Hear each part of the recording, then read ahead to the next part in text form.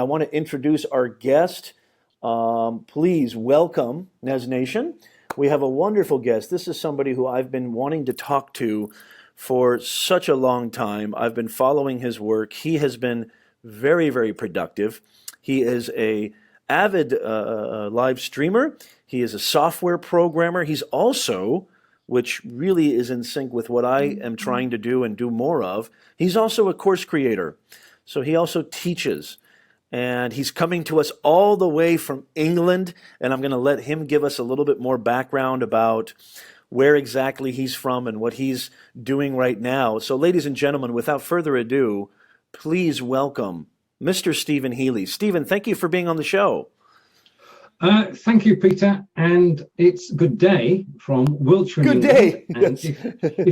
Well, I've got used to saying good day from the simple point of view that we're broadcasting around the world. And it's evening in Wiltshire, Isn't that funny? but it's early morning where you are. So right. Good day sort of fits it all. Right. And yes, thank you for the introduction. As you say, we're both active in live streaming, and it's good to be here and to chat. Absolutely. Absolutely. Thank you so much. And, you know, Steven, I wanted to kind of, as I'm sharing this out, I wonder if you could talk to us a little bit about what you're doing right now and what's your objective and what's your purpose, because Nez Nation, Steven is somebody who's been doing a lot of live streaming, and tell us a little bit about your show across the pond while I'm sharing this out. And then I've got a ton of questions. I'm going to be monitoring the comments, right. Nez Nation, so please leave comments. A little bit too much glare in my glasses. But I'm going to be monitoring the comments, so please, if you have any questions, this is a very valuable guest who's going to give us a lot of great information, and we're going to have so much fun. Please leave comments. I'll be monitoring that. But Steven, tell us a little bit more about your show across the pond, and also tell us anything else you might want to add about your thoughts and your, sort of objective with live video, if you will. Right. Indeed. I mean, we're both very lucky. We're pioneers in live video streaming, and it all began with the Blab, and that's where I met Leland Best, and Leland and I get on very well, like a house on fire. And we found that we had common sense and common interests. Right. And so we started the show at Leland's suggestion, Across the Pond, which goes out at 12 p.m. Eastern every Tuesday. And he and I talk about things that are happening on both sides of the Atlantic. We try to steer away from politics because that's a hot potato in the US and the UK. And so we put politics to one side. We talk about ordinary day life in the US and UK, the things that join us together, the things that amuse us, the things that amuse us. Yeah. And, it comes together very well because basically we found a niche, and we quite enjoy doing the show. And this is the point that I want to make straight away, that when you've been doing a show for a while, it becomes comfortable. You know exactly what's going to happen. You look forward to it, and it's not work, it's pleasure. Yeah. And hopefully we're doing three things. That's to inform, educate, and entertain. And if we can manage those, we keep trying. But if we can manage those, then we're heading the right way. I absolutely love what you just said, Steven. I did a promo video for my guest last night. I had Owen Video on, who's a fantastic YouTube creator. Mm-hmm. And I just a little bit of background, for me, Steven, just in case you didn't know, I'm a writing professor, communications professor. I'm an author, a storyteller at heart. Not your average professor, I hope. I try really hard to bring real world applicability to my classes. One of the impetuses for creating this show is, you said it best, I absolutely love it. It complements my personality. It's a beautiful way to connect. Here I am in Southern California. Here is Steven all the way across the Atlantic in England. And give me the city again, I'm sorry. Was it Berkshire? It's a town called Devizes. It's in the county of Wiltshire. Wiltshire, okay. And if you think of Stonehenge, which is a World Heritage Monument, then we are 20 miles away from that. So that's the part of the world I'm in. Okay, amazing. And so, look at the beautiful, opportunities that technology has presented us with. And also, I have found that, in education, especially in the United States. I'm sure it's different in England, Stephen. Maybe I'd love to hear your thoughts on that. Okay. I feel that a lot of the courses, and there's a lot of talk about this on the internet, especially on Facebook. I feel that a lot of the classes that these students are taking, and one of the reasons I created this show, and one of the reasons I became an online course creator as well, which we're going to get into later, Nez Nation, Mm-hmm. the classes, the subjects, the micromanagement, the administrative bureaucratic hell that some of these institutions can be. Not all, I don't want to defame all of them, but I've worked at several, more than several. And, the things that they want us to teach our youth, the things that they want us, the curriculum and the syllabi, I've found a lot of holes, okay? Not many, but a lot of them. And the whole impetus for me teaching online, the whole impetus for me having my Mindset Live show on YouTube, and the whole impetus for this show, the whole objective is, the name of my school, my online academy, is Beyond the Box Academy. And what that means is the learning needs to be transferable. I was so sick and tired of having all my students, Stephen, come to me and say, Professor Nez, I can't find a job. Professor Nez, I don't know how to give a proper interview. Nobody's returning my phone calls. Professor Nez, everything I learned in school is not scaling to the real world. I have 2 courses on Udemy, and I've also got 2 more in the works. And this show, I'm hoping, I told a lot of my students about this show, and they watched. I mean, somebody like Owen, somebody like Steven, practitioners in the real world. They're actually doing it. They're not just talking about it. Do you know what I mean, Steven? That's the key. It is the real world. And there is a transition between being in college and being in employment. And it's not an easy one. And even in the UK, we don't teach all the skills necessary to be able to do that transfer. Yeah, what's the preparation like? That's so interesting, Stephen. Do you feel that the preparation, I mean, when I graduated, and I have 3 degrees, okay, Stephen? Mm-hmm. I have 3 degrees, and I know this sounds like a broken record to a lot of Nez Nation viewers. I have to say, another one of my dreams was always having a talk show where the conversation was at the forefront. The themes, like what you said, educate, inform, entertain, right? Bring value. I have 3 degrees, and I have to say I learned more. I learned infinitely more when I actually had one-on-one conversations with professors, students, colleagues, inspirational people, my friends, collaborators. That's my dream with this show, is to bring this to the masses, right? I want to reach as many people as possible. I don't think small, I think huge, right?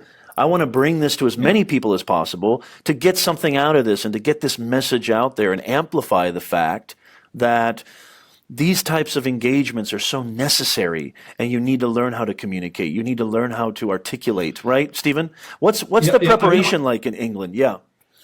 The preparation, it's there, but it could be better. And I think that the thing is that what we can do through live broadcasting is to reach out to people and help them gain those real world skills, and with the courses as well. It's all part of getting used to being in the real world rather than the academic world. Right. Because the practical isn't the same as the theoretical, is it? Beautiful. I mean, that's the key, is practicality. I always tell my students, and Stephen, I'd love your thoughts on this. I always tell my students, I go, this cannot be a theoretical class. It cannot be just an intellectual class. I don't even like that word anymore. I used to, speaking of England, authors like Oscar Wilde, in the late 19th century, I was so, the intellectuality had this beautiful sort of attractiveness to it. However, I feel it's been watered down through the ages or through the years, and what we have now is, people who are, maybe you want to call it just book smart. They feel if I read a bunch of books, if I read a bunch of articles, then I'm considered intelligent. If I read, Rilke and Emily Dickinson and Shakespeare, but I don't really know how to apply it, then I'm smart. And that's just my class. I always say experiential learning. It has to be experiential. If it doesn't go beyond the box, then this is a big waste of time. I'm trying so hard to create so much value. My signature course has over 30 lectures on it, right? I'm giving discounts like crazy. And it's not about necessarily the money, even though, yes, I'd like to do my side hustle as a full-time gig. And I've got a mortgage, a wife, and 2 kids, right? But for me, it's about building that trust first, So Experiential It- learning. Experiential yeah, learning. yeah. I mean, we're all learning every day, and the situation is that live video and courses have one thing in common, and that's building the market.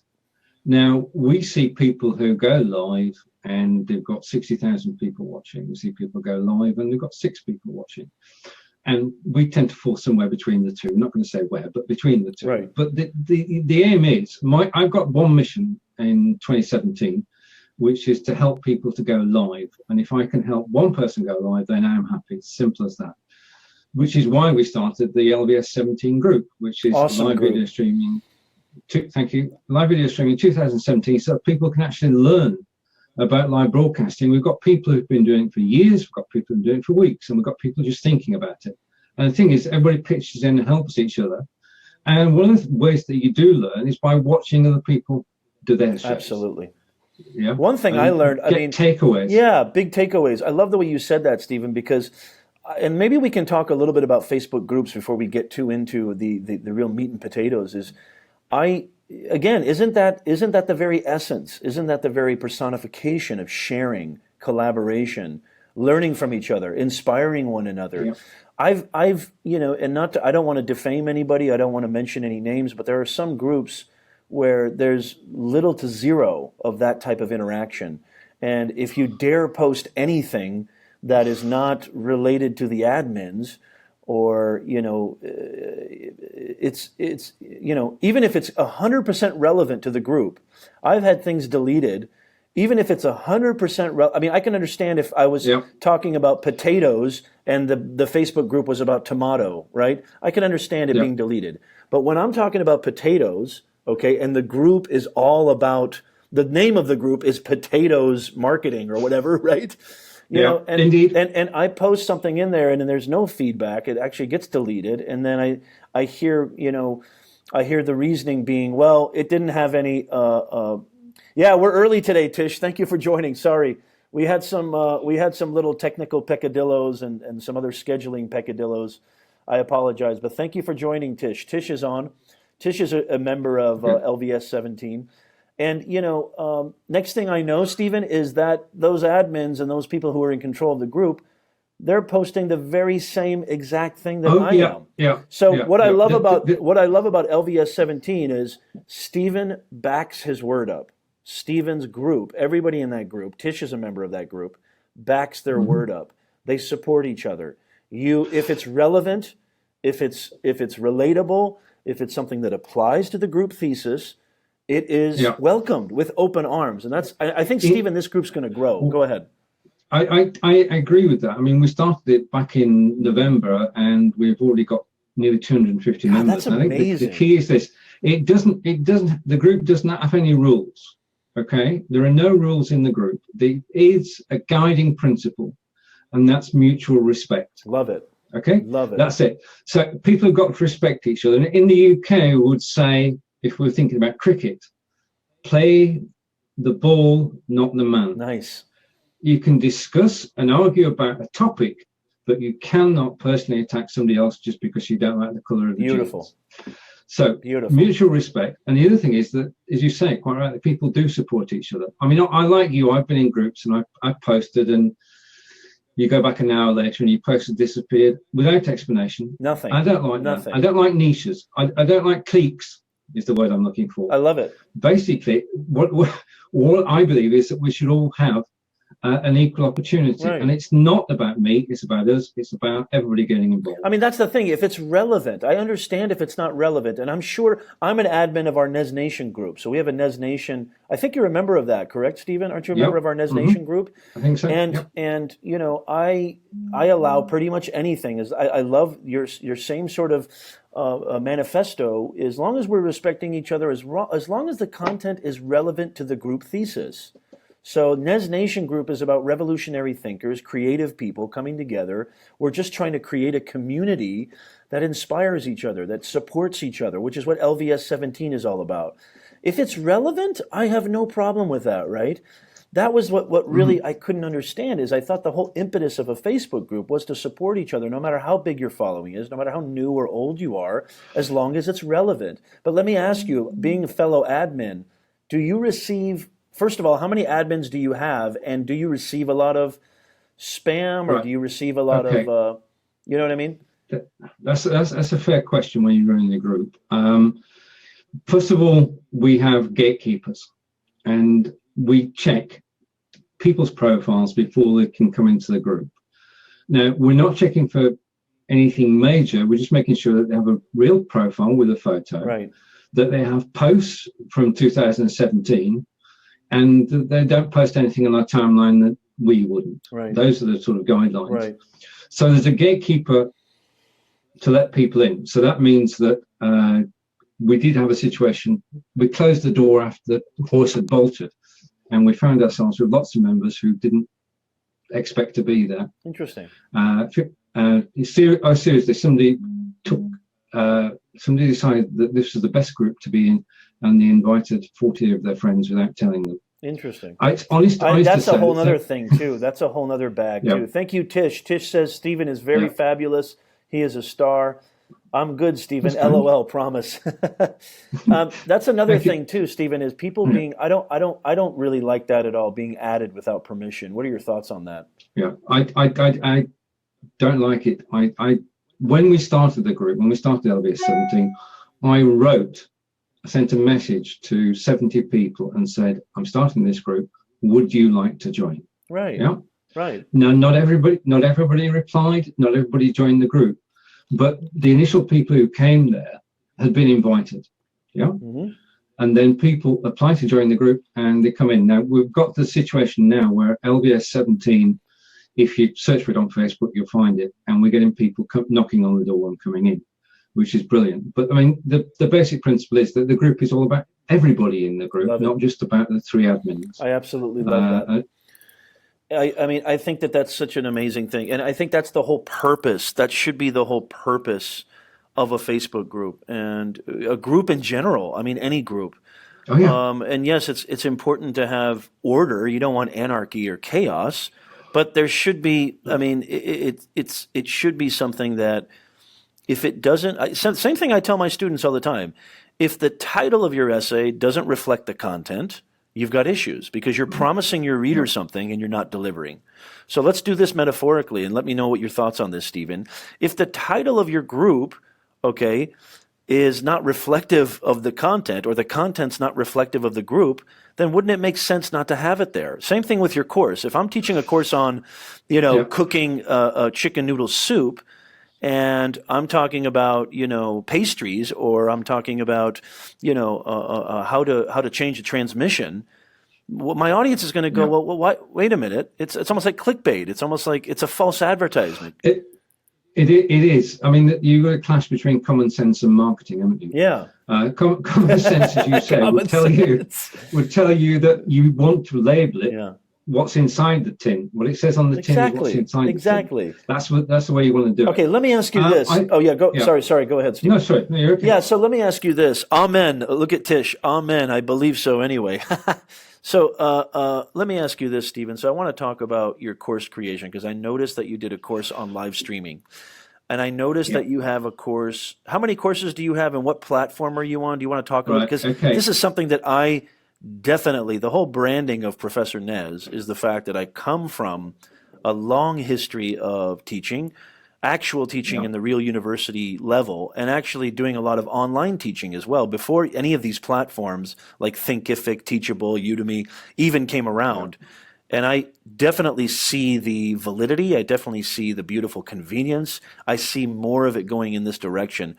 What inspired you to do this, and how do you go about that? And tell us maybe if you have some success stories. Okay. How's it going? Well, the basic thing is that my partner Angelica is a German tutor. She does personal tuition, one-to-one. She started courses on Udemy and Skillshare. Now, I tried to get onto Udemy and couldn't meet the quality standards because they are very high. Yeah. No problem with that because people want a quality course. I remember when I launched my first course, I had to, it was rigorous to get all my audio, get all my video, get all my descriptions. But once I did that first course, it's like once you get over that hump. But yeah, go ahead. That's interesting. Yeah. The thing is what you're looking to do is pass on your knowledge and expertise in return for income. That's the basic idea behind online courses is a swap of expertise for money. Now, it means that people can buy a course for $10, and if they try to go elsewhere, it will cost them a whole lot more. If they went for a 1 hour tuition, one-to-one, it would cost them $100, wouldn't it? $60 to $100. So it's education which is reasonably priced, but you've got to do your apprenticeship. Now, I've got 10 courses on Skillshare and 2 on Udemy. Wow. And I look back at my first course on Skillshare. That was my apprenticeship. Nice. Okay. I did course by course about topics that I knew, and learned as we're going along, as we all do. But you're sharing your passion and enthusiasm for a particular topic. So I did courses about Smile Time, about BeLive, Fire Talk. Oh wow! So all the live streaming platforms, is that like the third-party softwares? Yeah, I had a crazy afternoon where I started at 1 o'clock in the afternoon, and for the next 5 hours, I went across 5 different platforms. Wow! And I did a review of 5, which is out there on YouTube. Wow! But I'm going to say this at the top, and I think we both agree on this, that the people making the most money on Udemy and Skillshare are those who are telling you how to make money on Udemy and Skillshare. You know what's funny, Steven, is yes, I couldn't agree more. And then I have not had any returns on Skillshare. I'm doing I think for just creating last year, I think I'm doing very well on Udemy. I have courses on Teachable, my academy, and there's different nuances here in NEZNATION. You know, at Udemy, you really can't collect student data, whereas Teachable, but the thing is Udemy does a lot of marketing. They're a marketing machine, and you can produce sales very quickly with Udemy.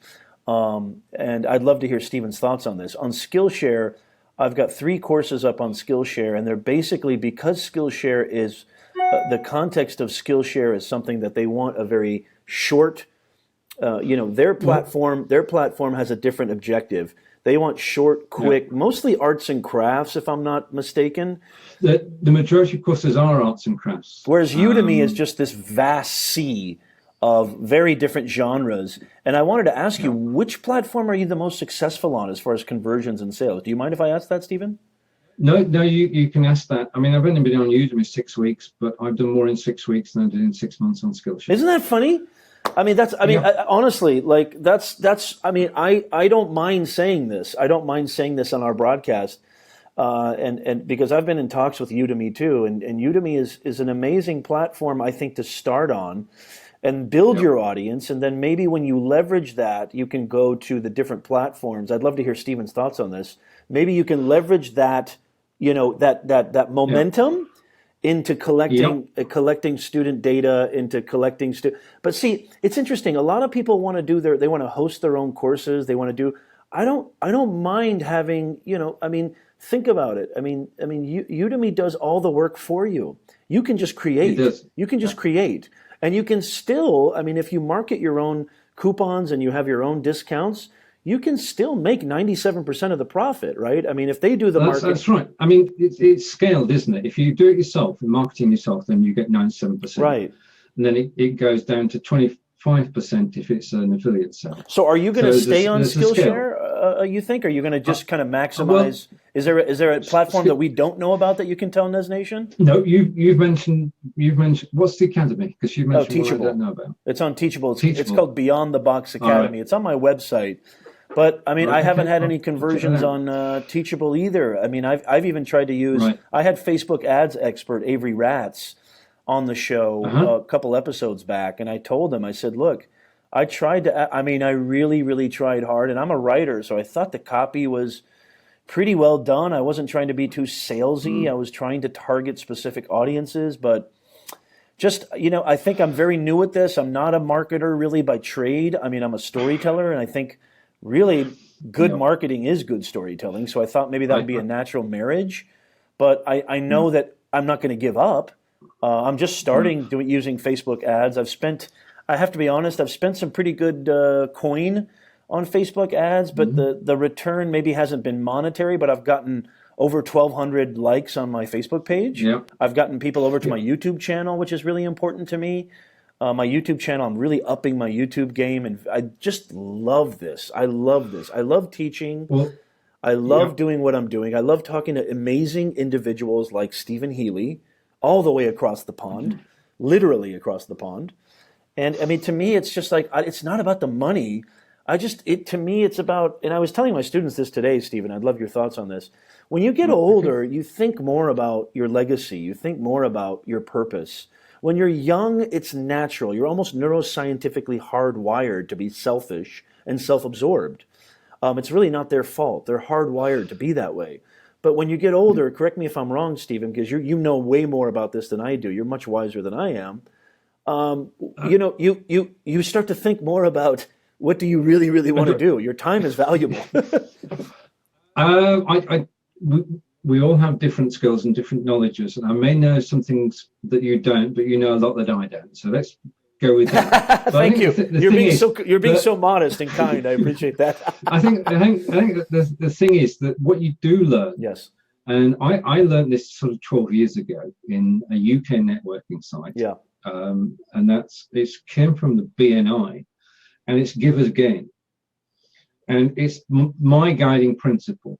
That you've got to give to gain, and giving to one person doesn't mean that they're going to repay you. Right. Down the line, somebody else will. Right. So that's why I'm happy to share my expertise and knowledge in LVS 17 right. and on the shows that we put out during the week. Right. But I think it's a building a reputation. There's one thing that I'm guilty of. I don't know about you. And we do all these videos, and we reach out to people, and we network, and we meet new people every time we do a video. Right. We look at who's watched it, and it's the call to action.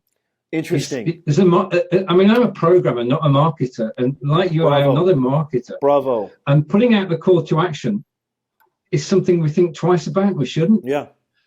There should be a link out there saying, this is the Udemy course I want you to look at. This is something I've learned the hard way, Steven, you couldn't have said it better, is when you're not this sort of salesman-y type, and you're more of a creator, and it's not in your nature to be so, and correct me if I'm wrong, but the English temperament is a little more understated than most cultures. You're not necessarily trying to. It feels, at least for me, it does feel uncomfortable to be like, hey, you buy this, but it's amazing. Indeed, that's it. Yeah, it's amazing, that's like how reserved. Yeah, reserved. It's amazing how, I think it's also could be construed as considerate and sensitive. But I mean, also, yeah, there's that too. But yeah, there's that too. But the thing is that I've been learning from these people in these groups. You gotta put that call to action. People need reminders. People need reminders. They don't know what to do until you tell them what to do. So here's the thing, is what I've learned the hard way, and I'd love your thoughts on this, Steven, is I've given all this value, I've given all this information, education, entertainment, but then I don't tell them where they can go to support that or to get more of it. You know what I mean? That's it. I mean, that basically what I do now is whenever I go live, which is most days of the week, as Tish will attest. I notice it too. I notice it too. I love it. I notice it too. I watch across the pond. What I do now, thank you for that. What I do now is after the video, as you probably do as well, I go back and I edit the post because we know that up to 2/3 of the views of any post can be on the replay. So as our mutual friend David Vaughan says, play for the replay, but also edit the post so that you give a précis of what's happened during the show, and put the link, the call to action at the end of the show. Just remind yourself to say, thank you, everybody, and the link is up above. Please click it. Absolutely. Now, it's not second nature. That's the problem, because we're not marketers. We're not shouting out. We're actually wanting to educate, inform, and entertain. But we've got to break out of that circle. occasionally. And plus, people need to know where to reach go. out. They need a GPS. They need a map. If you don't give them a map, they're going to end up hitchhiking to the wrong destination. And so, I've gotten so many, not complaints. I don't want to say complaints, but hey, Professor Nez, you put out all this stuff, but where in the world can I check you out, or where in the world can I get more? And then, this is what I mean by learning the hard way, is I go, oh my gosh, you're right. You're right. I gotta have a little bit more direction. I have a little bit more orchestration to let my audience know, hey, this is where you can find me. And I've learned from people, a lot of great people out there in the space. I've even been doing this on my Snapchat, where I've been telling people, sort of pointing in sort of augmented reality, telling them that, hey, click on this icon here, click on the avatar, and and you do it it's about delivery, right, Stephen? So you don't do it, hey, you buy this now. You say, I always say, hey, if you thought this was valuable, if you enjoyed this, I would love it if you would come check me out, or I'd love it if you subscribe, and here's where you can do that, or what have you. You know what I mean? It's about delivery. Yeah, I mean, no, it's true. We're not going to sort of pull people in and say, buy this, but the thing that you can do is you can put a gentle hint, and remember to do the call at the end of the show. Yes. Call to action. Yes. And by the way, if I may really quickly, Nez Nation, wait a minute, maybe it's up here. all of Steven's information, is linked up, and so is my website if you want to get a hold of Professor Nez. Just a real quick interim here. So I've already done that because I've learned the hard way, Nez Nation. So Steven's information, and maybe what I'll do after this is done is, if I have Steven's permission, I'll link the URL for the Facebook group, the LVS. Oh, yeah, surely. Yeah. But by all means do. I mean, the thing is, as I say, my mission in 2017, and with David and yourself and John and all the 240 members in LVS, I've seen David's everybody live in 2017. Yeah. We were working together. Right. I mean, it is. Yes, Tish, I'm on Periscope. Let me ask Steven. I'm on Periscope at Professor Nez. It's my Twitter handle and my Facebook page handle. I love Periscope. What are your thoughts on Periscope, Steven? Are you on Periscope? I am not on Periscope. Really? Is there a reason for that?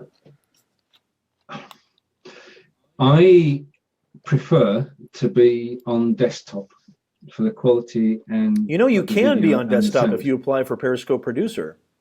I've got that. Oh, interesting. Yeah, I have that. I have broadcast once. Okay.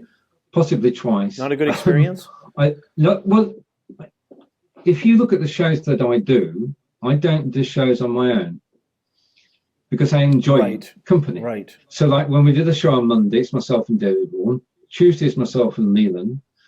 Thursday is myself and the great the Blubbing for Britain team. Yeah. And then Friday is Aaron. So I'm never broadcasting on my own. I like to give twice as much value for each show. That's rubbish. The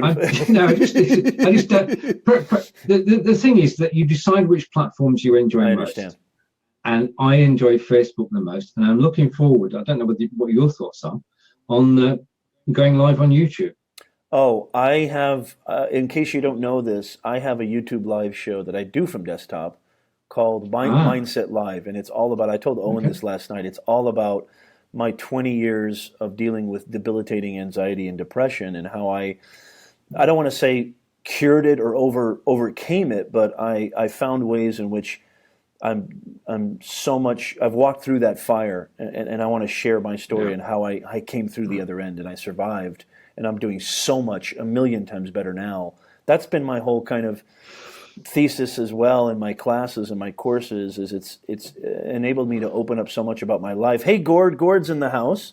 And so I love YouTube Live, and I know that some people, which Gord is a member of Tube Ritual. It's another amazing Facebook group. I don't know if you're a member of that. No, Steven, I'm not. No, I'm learning. You need to be. Gord, if you don't mind, in the comments, leave the URL for Tube Ritual, because that's an amazing group. That's where you find Brian G. and Nick. Nick's going to be on the show. I actually confirmed Nick. Right. Nick Niminen is a great YouTube creator. And so YouTube Live has gone mobile for a lot of people. I haven't gotten it yet. I haven't received it yet. I wonder if Gord has. I'm not sure if Gord has gotten it. But I love going YouTube live from desktop, because that's where my show is all about, Mindset Live. I'm very, very passionate about that show. Now, do you? I mean, I just want to pick you up on that. The reason I don't know about it is I spend most of my time on Facebook. Right. If I was on YouTube, I would know about it. Right. And that's what I'm going to change over the next couple of months. I think that you would love. Look at that. Thank you, Gord. Thank you for the link. So Gord has linked it up in the comments, Stephen. When you get a chance after the broadcast, you should definitely be a member of that group. Being that YouTube, I don't know. It always, if you're not into it, don't do it.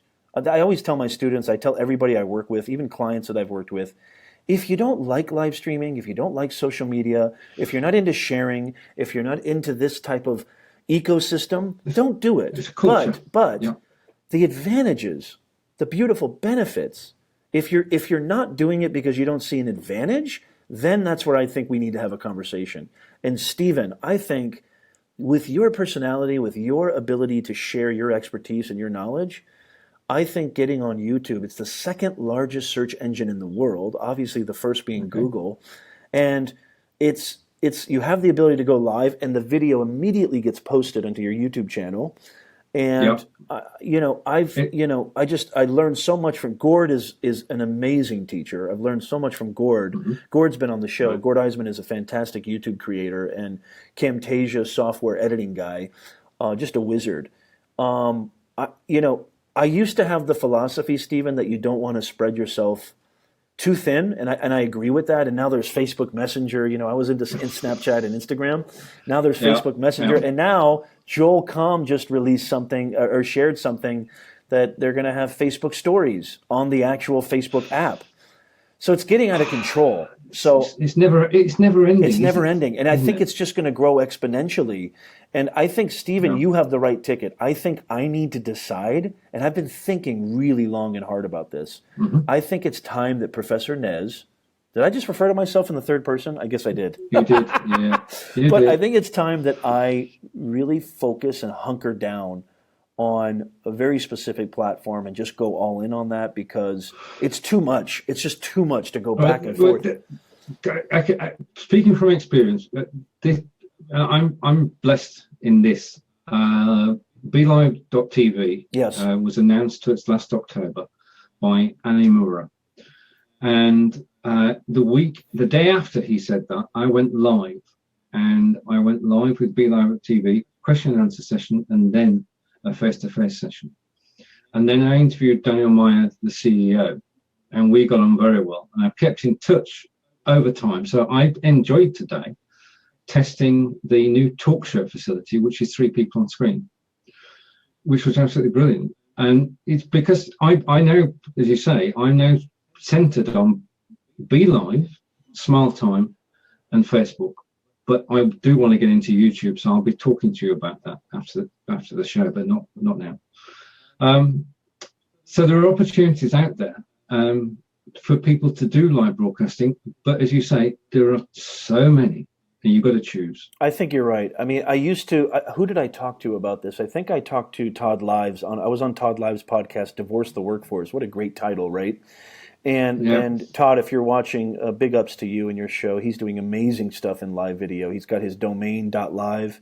Do you have your domain? You do? I need to get that too. I haven't gotten that yet. But I wanted to ask you, Stephen, because I told Todd Live, I said, and Gord, I want to get to your question. Gord has a very interesting question. Okay. I told Todd, I go, well, what's this mumbo jumbo about spreading yourself too thin? Just work harder, right? Just work harder. But then I talked to Owen Video last night, who's got 4 kids, and I've got 2 kids, and I've got a wife. And I mean, I don't know how he does it. He is just a monster energy, amazing energy. I watched the show. And I told, you saw that. And I told my students actually very recently, I've had a long, serious conversation with my wife. I don't even know if she'll feel comfortable with me sharing this. That I've been working too much, and I've been spreading myself too thin, and I have to balance things out. And she's absolutely right. She's always right. And so I used to be of the philosophy, just work harder. But I agree with you, Stephen. I think you need to identify where your main audience is, identify what platform complements your thesis and your purpose, and then really just go completely all in on that. I've got to say this. I've totally enjoyed watching the shows you've been doing recently. Have you really? Do you mean that? And they Oh, that means everything. I mean, coming from the you. The joy of today is I can come on your show and tell you how good it is. And it is. It is. Because the thing is... that means the world to me. Thank you. Let me explain. Yes. The best hosts are the ones that listen, and the ones that realize that they must listen to the guest and react to the guest. And that means that you've got to do two things. You've got to think on your feet. Yeah.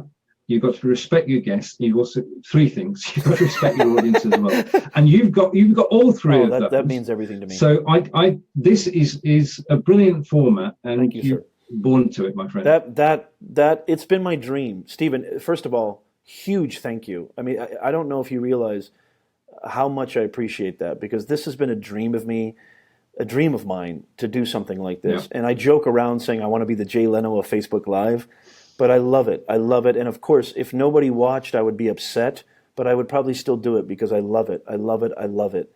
And if I can continue doing this and hearing from great people like you who are in the space, that just means I think we need more to support. And I can definitely return the compliment, my friend. Listening to your interviews, I've learned a lot. I've learned a lot from watching you. So have I. I've learned a lot from my guests. I mean, that's the other thing, that we have the opportunity through live video to meet people and talk to people, ask the questions we want to, ask the questions the audience want to, and have a meaningful discussion so that when people finish watching, they've got some takeaways. Yes, absolutely. Action points. I love that.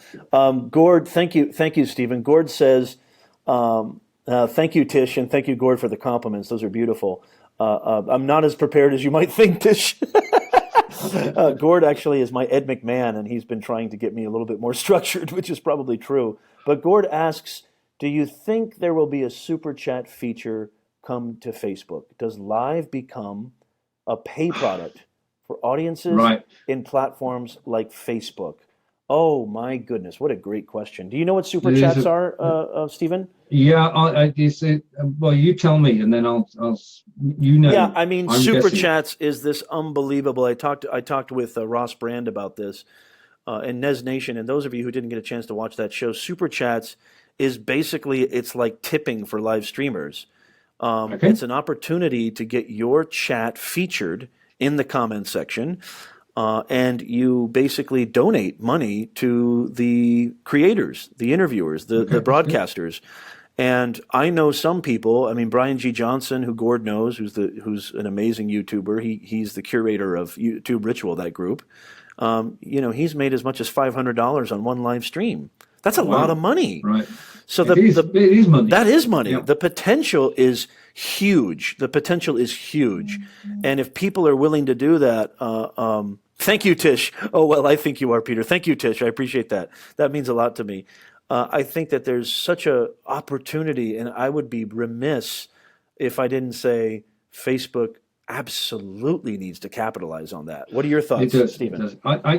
I agree with you totally, because the situation is that whilst we're doing this because we love doing it and it helps other people and we're reaching out, if it could be monetized, then it makes it more practical to switch from the day job to live broadcasting. If we can make an income from it. At the moment, we're doing it for the love of it, plus the courses. But if we could do it for real money, then that would be brilliant. And anywhere that Facebook can come up with, which enables us to monetize our live feeds without, and this is the critical bit, without upsetting people. They've got to be absolutely good. And I think that it puts more skin in the game for producers and creators. I think it ups the ante. I think that what may be a problem, and I'd love to hear your thoughts on this, Stephen, what may be a problem with the burgeoning sort of concept of live video and the ease of access, which I talked with Owen about. The ease of access is insane.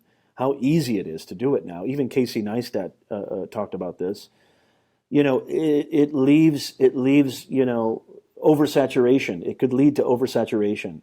And when I say oversaturation, not a lot of good stuff, right? Let's be honest. Well, If there's monetization, yeah, go ahead, Stephen. Sorry. Yeah. No, carry on. Well, if there's monetization, I feel like, just really quickly, and then it's all you, Stephen. If there's monetization, I feel like people would be dare I say incentivized. That word's been kind of overabused, but you get motivated to work that much harder to make your show quality. I think. I don't know. That's true. Maybe not. I mean, there's a certain feeling which fortunately we both know is that you go to your Udemy page and you can see the numbers, and yes, that's it, right. Yes. I'm heading the right way. The money's going up, and it might not be as fast as you want, but it's there. Yeah. Now, if we have the same approach on Facebook, then the incentive to do it would be there as well. Now, as far as controls are concerned, the controls have always been there. Because if people have too much video in their feed, they know who the culprits are and they just unfollow them. So there's no and plus, with all that involved. oversaturation, would it just mean that basically the quality, the cream will always rise to the top? Does it matter that there's so much congestion? I don't know. It's interesting. I don't know. I mean, who's to say what's good and what's bad? Right. If you enjoy watching a show, then it's good. That's it. So, but you can control who you see, and you can control how long you watch it. Just change the channel. Yeah, that's it. That's it. Just change the channel. I mean, this is the ultimate. This is TV channels on Facebook, and you just switch it on and off. I think that's beautiful. And Gord just commented, thank you, Stephen. That's a great thought. I think that's a good point. And I think that there's a lot of people who are watching. Why your thought's so important, Stephen, is there's a lot of people who are watching, I think, who are reticent and maybe stifled by that thought that there's so much saturation. And I say to you, if you love doing it, do it. If you don't like doing it, don't do it. I see so many people saying, you got to go live. You got to go live. It's good for your business, which it is. It's good for your business. It's good for your message. It's good to amplify your purpose. However, it's not for everybody. You don't have to do it.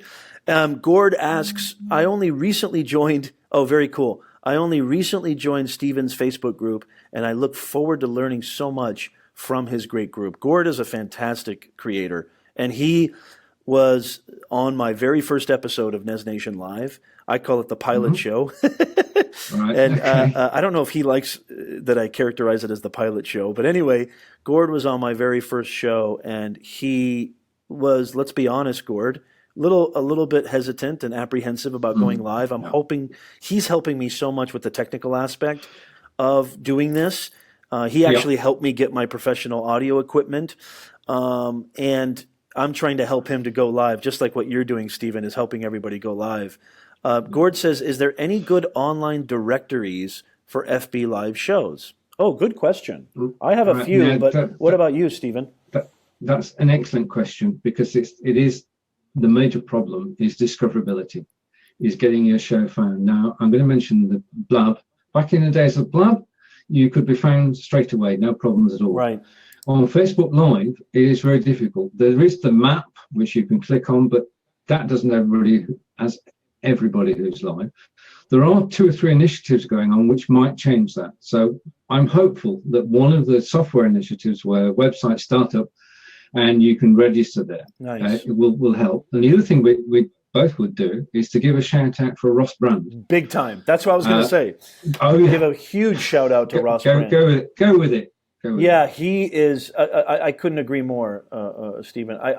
I said, I think when he was on the show, I said that he's the CNN of live streaming, meaning he gives all the updates, but actually maybe a better characterization would be the TV guide of live streaming. His show, Livestream Universe, and it gets shared to he has permission from a lot of admins. We were talking about Facebook groups earlier. Gord has another great question. We'll get to it, Gord. Just one second. Ross Brandt. He's doing amazing work in live streaming. What a swell, cool, down-to-earth, just like Stephen, totally just easy to talk to, makes you feel comfortable, unbelievable personality, and unbelievable kindness that he offers everybody. Yeah. And you know what? Here's something I want to say about Ross. Not only does he do a great job of advertising everybody's show and giving everybody a chance, even if you're this big or that big, Ross, actually, I was late because he has a deadline, and I respect his deadline. He has a deadline for when you get in your shows times and scheduling in on a certain day at a certain time. And if you don't get it in by then, you don't get mentioned. I happened to be watching a live stream of his where he was basically, I think he was, I can't remember if he was interviewing somebody. It was either he was interviewing somebody or, no, I think he was doing his live stream updates. And he saw that I was on the show and he said, "Hey, Professor, aren't you interviewing Owen this Tuesday?" And I said, "Yeah, I'm sorry, I couldn't get in the title card. I couldn't get in the programming. I was busy on Saturday." And he, not only did he say, "I'm going to mention this," but he actually included it in the text. He linked it up. He took the time, even though it was my fault that I was late on giving him that information. And he went out of his way. To me, that is like the personification of the power of social. Everybody focuses on the negative. But this is the beautiful positive. There are amazing people out there. You just got to find them. Once you find them, you nurture those relationships. I am going to be forever a devout, advocate for Ross because he's just such a great guy. Yeah. He returns the compliment, and Steven is just like that as well. Steven allows us to share. Steven encourages. Steven inspires. Steven does live video all the time. This is what it's all about. This is what it's all about. It's all about the one-on-one and the group. It's all about relationships, the human relationships. It is. Yes. Gord says, "What are Steven's tips?" I think this would be a great way to end. We're kind of running out of time, Steven. Right. Okay. Yep. But I think this is a great way to end the show. Gord says, "What are Steven's tips to get more confident doing live, particularly to be good on your feet?" Great question. Go ahead, Steven. Right. Okay. Now it's very easy and straightforward. What I would do is to set up a private Facebook group, and I'd go on BeLive.tv. I would broadcast that group with just one member and practice. Do several live performances just using yourself straight to a private group and watch the videos back. Be critical, but not too critical. That's the first step. The second step is you then invite a couple of friends in and you do a broadcast to your friends and they will support you. They want you to win. They don't want anything else. But if there's anything sort of totally out of whack, they'll tell you. But if everything's fine, they'll tell you it's fine. And then I'd go to interviewing one of them and I would practice interviewing. And it's just, if you treat it that you're just talking to a friend normally in a bar or a cafe or wherever, and you teach, I mean, at the moment, I'm talking to you. I'm not talking, I know people are watching and I'm grateful for that. They'll ever be grateful for that. But if you treat it as a one-to-one conversation, then you'll find it's a lot easier. Forget everybody else. Start off on your own, bring friends in to criticize and help, and then start interviewing friends. And that way, if you interview your inner circle, then they will get used to live video as well. So it's a win-win. And you will be in a situation where you're going to be supporters. Now, that's my theory. It's not the only one. But that would have been my tips.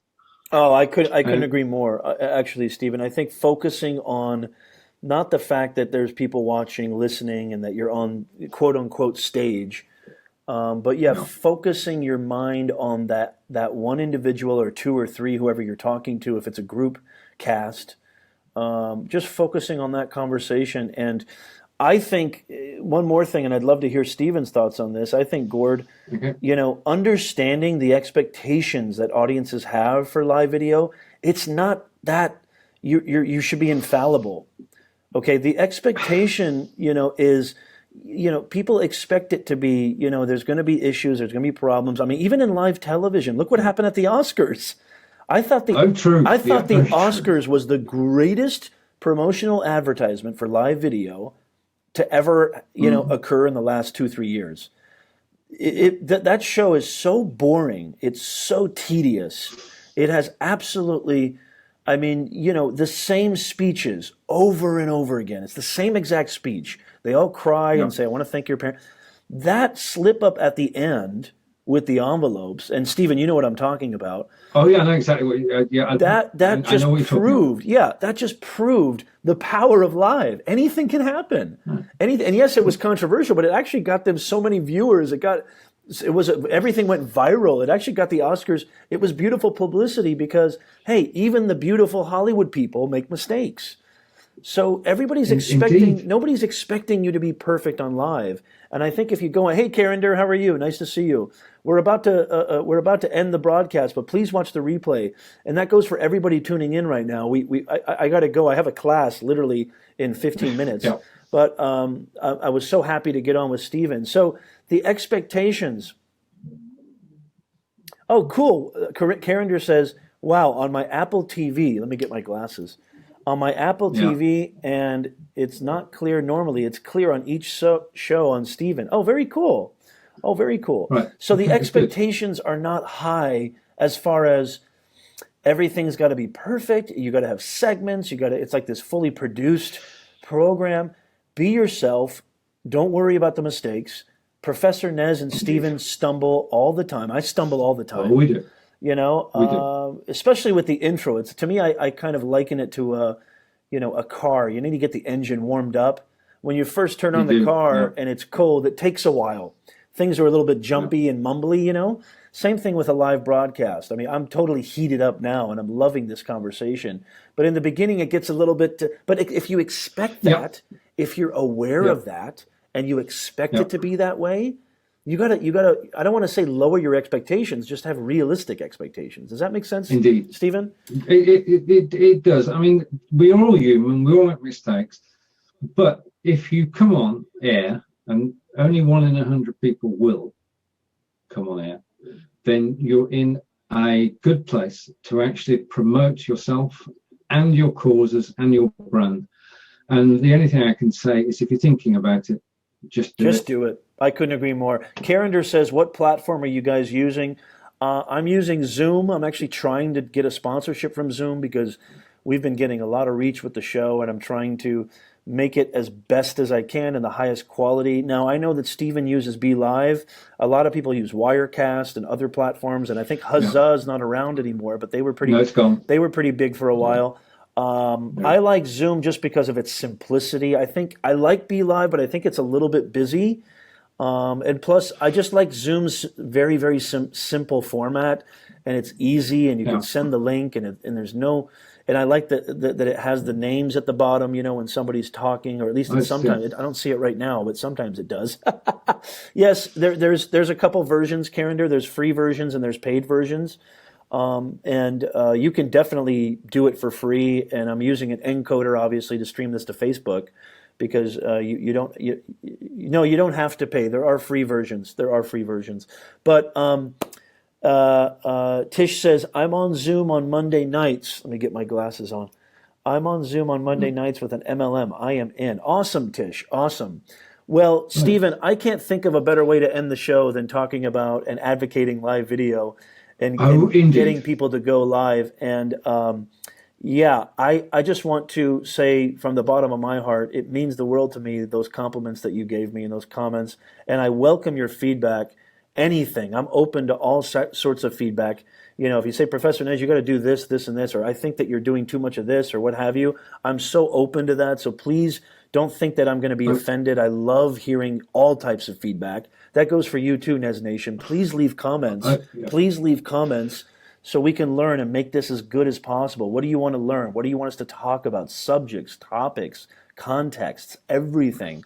Steven, thank you from the bottom of my heart for being on the show. It's been an absolute pleasure having you. Unfortunately, guys, we're out of time. Please watch the replay and please leave comments. I left everywhere you can get a hold of Steven in the description. So his website, I'm going to also, Steven gave me permission.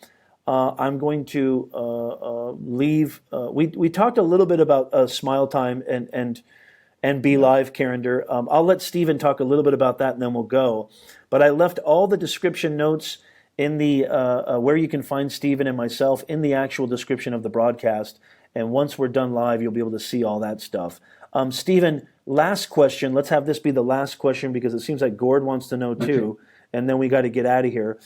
Carinder asks, can you comment on BeLive or Smile Time? And even Gord says, why does Steven prefer BeLive?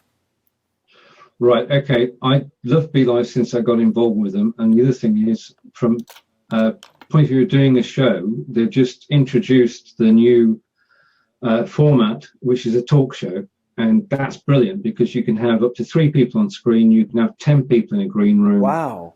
And it's very swish. Didn't Jeff Adams time, and you guys do something like that recently? Like you well, kicked the tires? I'm, as I said earlier, I'm very fortunate insofar as by being close to BeLive, I now will be appearing in Jeff's Monday show every week. And to go even further than that, I've got an endorsement for my Udemy course, so I'm forever grateful to BeLive. Smile Time is a show experience. I love being on there. It's 4 people on screen. That's what makes it unique. And I just say try both.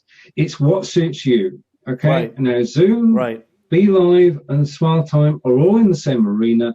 Try them all and see what you like. And there's probably going to be 100 more in the next 6-7 months, I'm sure. Oh yeah. So Yeah, anyway, guys, fantastic stuff. I I could have more time with Steven. He's such a pleasure to have on the show.